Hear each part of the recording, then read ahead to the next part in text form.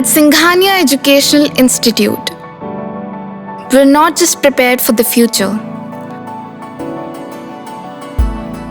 we're actively shaping it with technology and innovation. We are preparing to lead tomorrow. Singhania Educational Institute, cultivating knowledge. Uttar Pradesh के मुख्यमंत्री योगी आदित्यनाथ ने शनिवार को लखीमपुर की धरती से तुष्टीकरण की राजनीति पर कड़ा प्रहार करते हुए एक नए सांस्कृतिक अध्याय की शुरुआत की। मोमदी विधानसभा का वो गांव जो दशकों से अपनी पहचान के संकट के लिए जूझ रहा था, मुख्यमंत्री की एक घोषणा के साथ ही मियाँपुर के अतीत को पीछे छोड़कर रविंद्र नगर के गौरवशाली भविष्य में प्रवेश कर गया।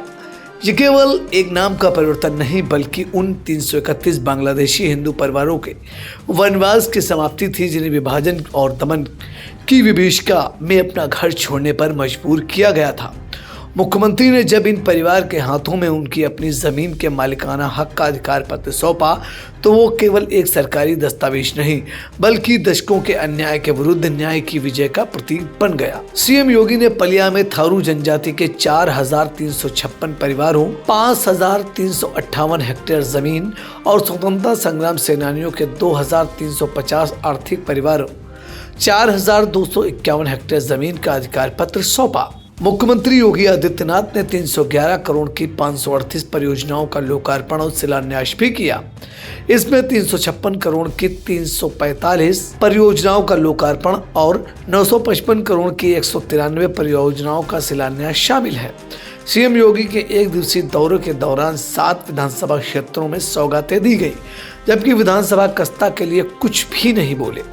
माना जा रहा है मुख्यमंत्री कस्ता विधानसभा क्षेत्र का फिर से दौरा करेंगे और तमाम परियोजनाओं का लोकार्पण और शिलान्यास कर सौगात देंगे। मुख्यमंत्री ने पलिया और मोमदी में जनसभा को संबोधित करते हुए सरकार की प्राथमिकताओं को गिनाने के साथ विपक्षी दलों पर जमकर निशाना साधा। भगवा चोले में लिपटे मुख्यमंत्री का तेवर उस वक्त और सख्त हो गया जब पिछली सरकारों के पाप गिनाते हुए माफिया राज को मिट्टी में मिलाने की अपनी प्रतिबद्धता दोहराई। चारू जनजाति के संघर्ष को सम्मान देने से लेकर वन डिस्ट्रिक्ट वन क्यूजिन जैसे आधुनिक विजन पर योगी का यह दौरा सामाजिक समरसता और विकास के उस नए उत्तर प्रदेश की झलक दे गया जहां पहचान छिपाई नहीं जाती बल्कि गर्व से जी जाती है। मुख्यमंत्री योगी आदित्यनाथ ने मोमदी विधानसभा के मियाँपुर गांव का नाम बदलने का ऐलान करते हुए कहा कि एक भी मियाँ नहीं लेकिन नाम मियाँपुर। जैसे ही ये शब्द मंच पे गूंजे, भीड़ में हलचल तेज हो गई और फिर ऐलान किया गया, मियाँपुर अब मियाँपुर नहीं रहेगा। अब यह गांव रविंद्र नगर यानी राष्ट्रगान के रचयिता रविन्द्रनाथ टैगोर के सम्मान में रखा जा रहा है। मियाँपुर का नाम बदलते हुए सीएम योगी ने कहा कि आपकी पहचान छुपाने के लिए गांव का नाम भी मियाँपुर रख दिया है। आप सोचो, एक भी मियां नहीं लेकिन नाम मियाँपुर। अब ये मियाँपुर नहीं रहेगा, अब बांग्लादेश से आए हुए इन बंदों की इस बस्ती का नाम रविंद्र नगर होगा। रविंद्र नगर, गुरुदेव रविंद्र।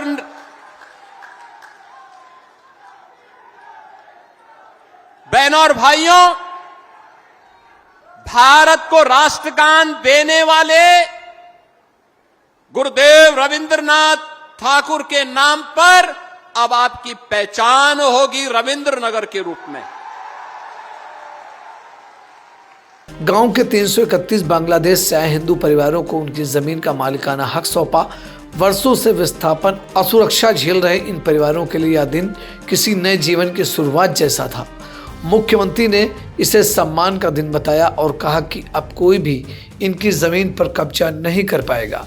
इसी दौरान मुख्यमंत्री ने अपने संबोधन में विभाजनकारी ताकतों पर निशाना साधते हुए कहा कि आप सभी से इस बारे में जरूर कहूंगा, जब भी विभाजन होगा तो हमारे सामने ऐसी त्रासदी देखने को मिलेगी जैसे हमारे इन बांग्लादेशी बंधुओं के सामने कभी हुआ था। वह त्रासदी किसी के सामने ना आने पाए, इसी के लिए मैं कहता हूं कि जाति में मत बंटिए, क्षेत्र में मत बंटिए,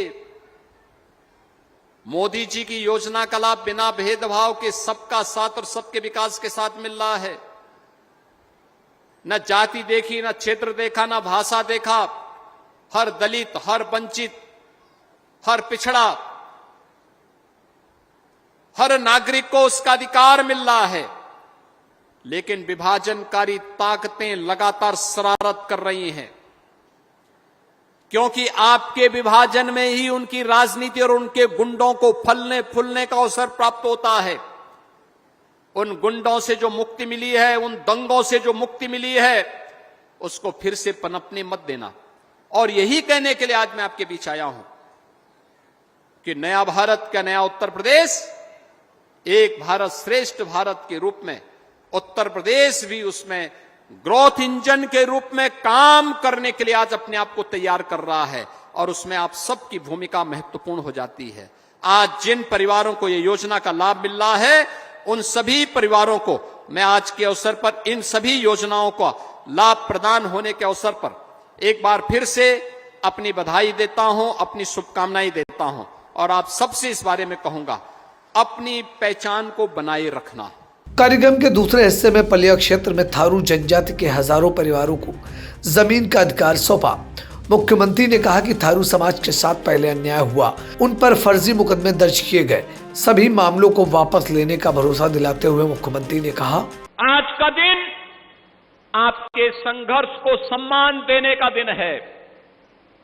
आपने जो अपने हक के लिए संघर्ष किया था, जो बात कह रहे थे यहां पर रोमिसानी जी की थारू जाति के लोगों पर मुकदमे समाजवादी पार्टी की सरकार ने दर्ज कर दिए थे, क्योंकि आप संघर्ष कर रहे थे।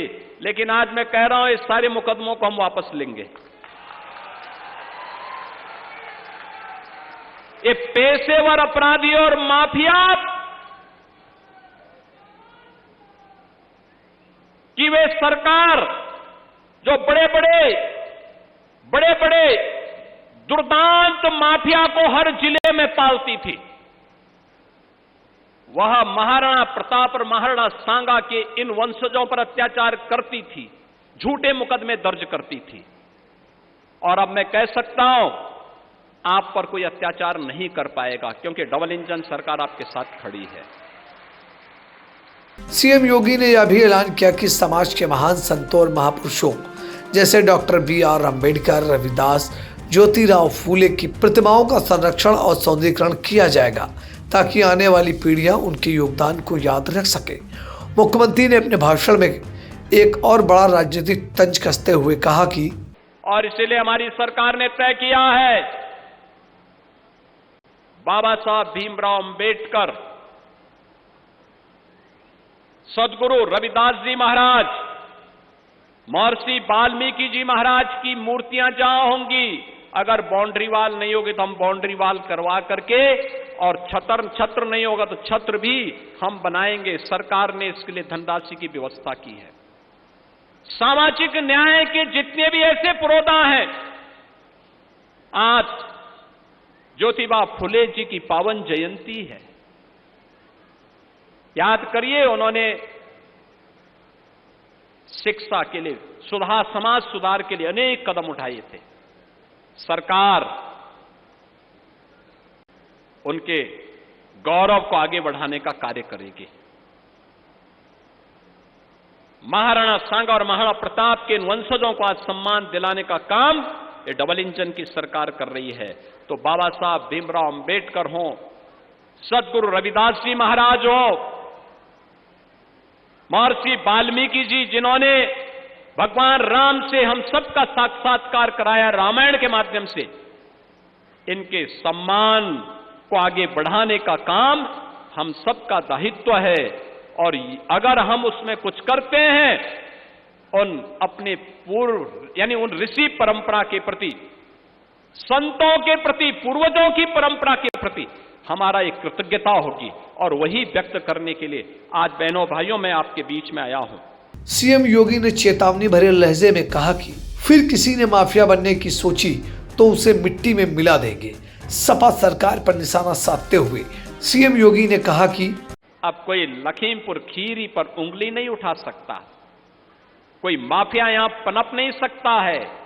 मालूम है माफिया मिट्टी में मिल चुके हैं और फिर कोई माफिया बनने का प्रयास करेगा तो मिट्टी में मिलने की तैयारी भी करे।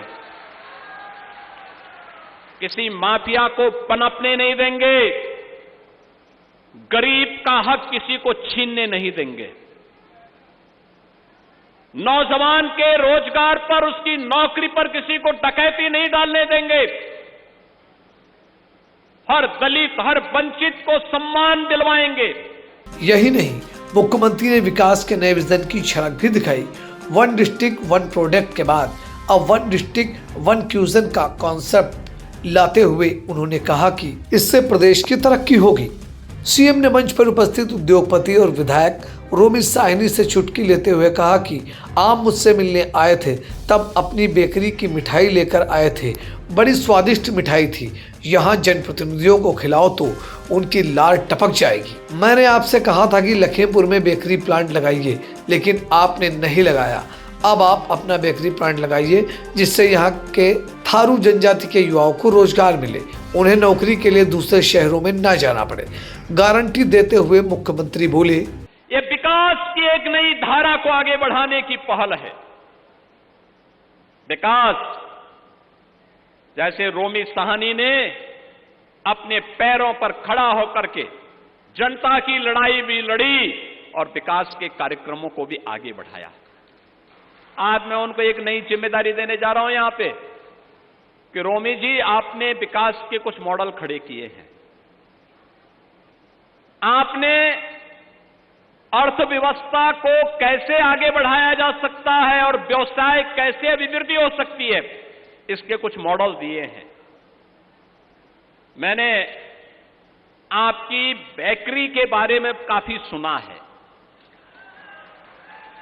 और मैं चाहूंगा कि यहां पर चंदन चौकी और उसके आसपास भी आप कुछ ऐसा व्यवसाय खड़ा करिए जिससे इन थारू लोगों के लिए भी एक आत्मनिर्भरता की, और इनके द्वारा जो स्वयंसेवी समूह सलाइन संचालित हो रहे हैं उसको हम उसके साथ जोड़ करके इस पूरी तराई के क्षेत्र के साथ साथ उत्तराखंड में भी आपकी बेकरी के बनने वाले प्रोडक्ट को भेज सकेंगे। और यह कार्य आपको यहां करना है। आप मंच पे आए थे, लंबे चौड़े भाषण किए, ये सब कार्यों को हम कराएंगे, लेकिन ये जिम्मेदारी आपको भी हम दे रहे हैं। और इस धारा को आगे बढ़ाने के लिए हमारे चारों विधानसभाओं को आज 417 करोड़ रुपए से अधिक 314 परियोजनाओं का लाभ भी आज यहां प्राप्त हो रहा है। गोला गोकर्णनाथ में भव्य कॉरिडोर का निर्माण का जिक्र करते हुए मुख्यमंत्री ने कहा कि गोला गोकर्णनाथ में भगवान देवादिदेव महादेव का भव्य कॉरिडोर बनेगा। देश आएगा, दुनिया आएगी, एक नया तीर्थ विकसित होगा। हर विधानसभा क्षेत्र में जो भी प्रस्ताव आए थे सरकार ने उन्हें आगे बढ़ाया है। आपने देखा होगा श्रीनगर में मेडिकल कॉलेज बन गया। कोई सोचता था मेडिकल कॉलेज बनेगा, आज मेडिकल कॉलेज बन गया गोला गोकर्णनाथ में। और रोमी जी ने पिछली बार कहा था कि बाढ़ आ रही है। मैंने कहा देखो, आप अपनी बेकरी तो यहां बनाए नहीं, हमसे बार बार कहते हैं आप चिंता मत करिए, मैं आऊंगा। मैं आया था उस समय रोमी जी के साथ में, और हम लोगों ने ड्रेजिंग करवा करके शारदा नदी को ऐसा ड्रेजिंग करवाया कि जमीन भी बच गई, बाढ़ से भी मुक्ति मिल गई। इंडिया संवाददाता पीएल राठौर ने आवास की लाभार्थी महिलाओं से बातचीत की। आप भी सुने उन्होंने क्या कुछ कहा। खड़े हुए हैं इंडो नेपाल बॉर्डर के पास में, यहाँ पे आप कुछ ही दूरी पे चंदन चौकी क्षेत्र है। यहाँ पे आज उत्तर प्रदेश के मुख्यमंत्री योगी आदित्यनाथ जी आने वाले हैं और उनको देखने के लिए भी काफी संख्या यहाँ पे पुरुष और महिलाएं भी पहुँच चुकी हैं।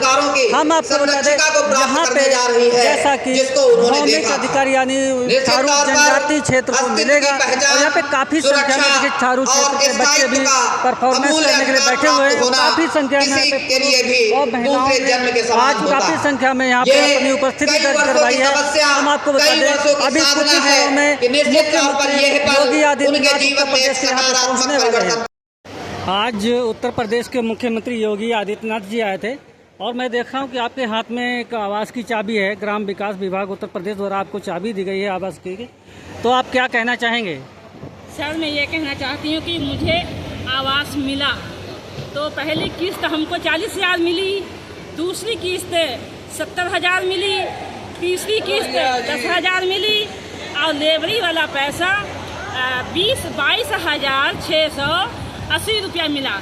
तो हमें ऐसे अच्छा लगा कि पहले जो घास फूस का घर था हमारा कच्चा, तो बारिश होती थी तो पानी से और आगी से डर होता था, तो अब पक्का घर हमें मिल गया। आप कहाँ से हो? मैं ध्यानपुर से। ध्यानपुर जी। आपके भी हाथ में चाबी है, देखिए एक महिला और यहाँ भी खड़ी है। आपको आज कैसा लग रहा है कि चाबी पा करके आवास की? अच्छा लग रहा है। कैसा? बहुत अच्छा लग रहा है। क्या कहना चाहेंगे, कुछ कहना चाहेंगे आप? बहुत अच्छा लगा है और पहले एक बार और मिली थी पीलीभीत में।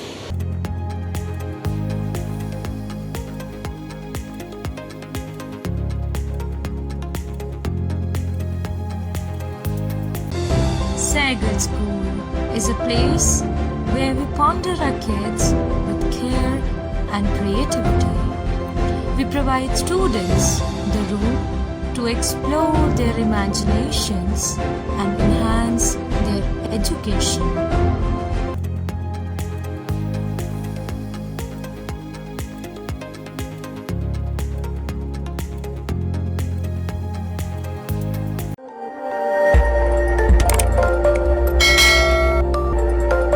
खबर आपकी, नजर हमारी। देखते रहिए आई इंडिया।